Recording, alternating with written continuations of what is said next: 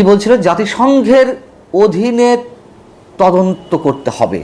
তারা খুব ভালো করেই জানতো যে ওই সরকারের মেয়াদে এই তদন্ত করা জাতিসংঘের অধীনে করা সম্ভব নয়। বাধ্য হয়ে কী করলো, তারা ভয় পেয়ে, মানে উপদেষ্টা পরিষদ ভয় পেয়ে তড়িঘড়ি করে একটা আবেদন জানালো জাতিসংঘের কাছে।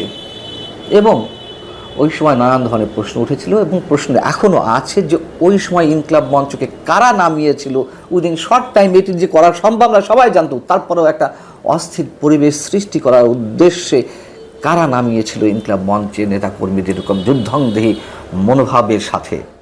এই 6 দফা দাবির মধ্যে রয়েছে যে আসামিরা কীভাবে এবং কাদের মদদে সীমান্ত পাড়ি দিল, স্থানীয় জনগোষ্ঠী নাকি আইন শৃঙ্খলা রক্ষাকারী বাহিনীর কোনো কোনো সদস্য, এমনও প্রশ্ন তোলা হয়েছে। কিন্তু উপদেষ্টা পরিষদের সময় তো এই অভিযুক্ত আসামিরা পালিয়ে গিয়েছিলেন, তাদেরকে দায়ী করা হচ্ছে না। কেন করা হচ্ছে না? এবং আমরা শুনতে পাই, এর আগেও আমি আপনাদের বলেছি যে অনেকে বলেন যে উপদেষ্টা পরিষদের কেউ কেউ কোনো কোনো সদস্য বিশেষ একটি শক্তির সঙ্গে চক্রান্ত করে নির্বাচন যাতে বিলম্বে করা যায়, অন্তর্বর্তী সরকারের মেয়াদ যেন আরও দীর্ঘায়িত করা যায়, ক্ষমতা আঁকড়ে রাখার জন্য নানান ধরনের ষড়যন্ত্র চলছিল এবং ইউনিট সরকারের পতন ঘটিয়ে একটি বিপ্লবী সরকার গঠন করা হবে এমন উদ্দেশ্যে, এমন অস্থিতিশীল পরিবেশ সৃষ্টির একটি উদ্দেশ্য ছিল,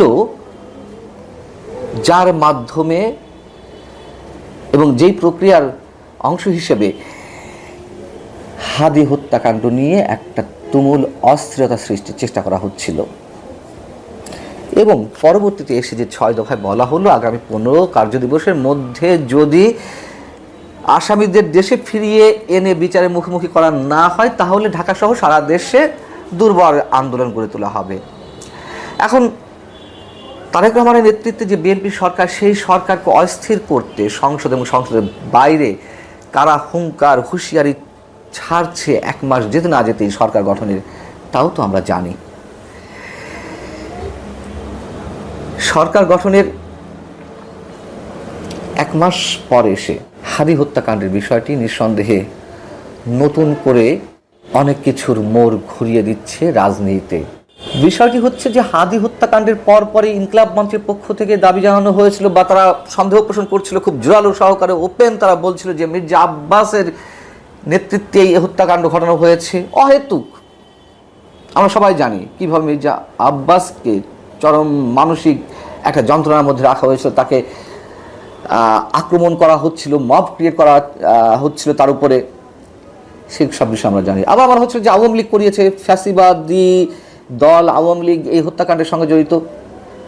বিএনপি যে হত্যাকাণ্ডের সঙ্গে জড়িত না তা অনেকের কাছে স্পষ্ট। আবার আওয়ামী লীগ এটি করে কোনো ফায়দা লোটার কোনো কারণ নেই, তার কারণ হাদি এমন কোনো শক্ত প্রতিদ্বন্দ্বী আওয়ামী লীগের জন্য ছিল না যে তাকে হত্যা করতে হবে, অনেকে বলেন। এবং যদি কেউ বলে যে না, নির্বাচনকে প্রতিহত করার জন্য এটা আওয়ামী লীগ করতে পারে, এটি ওই সময় আমি বলেছি যে আওয়ামী লীগ যদি নির্বাচন প্রতিহত করতে চাইতো সন্ত্রাসী কর্মকাণ্ডের মাধ্যমে, তাহলে তো আরও অনেক কিছু হয়তো তারা ঘটাতে পারতো। সে ধরনের কোনো সন্ত্রাসী কর্মকাণ্ড তো আমরা দেখিনি।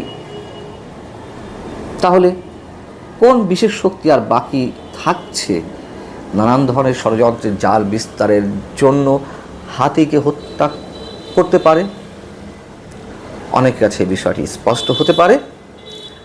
এবং ইনকিলাব মঞ্চে যে 6 দফা দাবি শেষ পর্যায়ে এসে মধ্যরাতে আমাদের সামনে উপস্থাপন করা হলো, সেটিও আমাদের সেই সব সন্দেহের সঙ্গে অনেকখানি মিলে যায়। ইনকিলাব মঞ্চের নেতাকর্মীরা তারা নিজেরা ব্যবহৃত হচ্ছে না, তাদেরকে ব্যবহার করা হচ্ছে, নাকি তারা বুঝে হোক না বুঝে হোক এগুলো করছে, সেসব নিয়ে অনেক প্রশ্ন ওঠাটা খুবই স্বাভাবিক। ভালো থাকুন। আল্লাহ।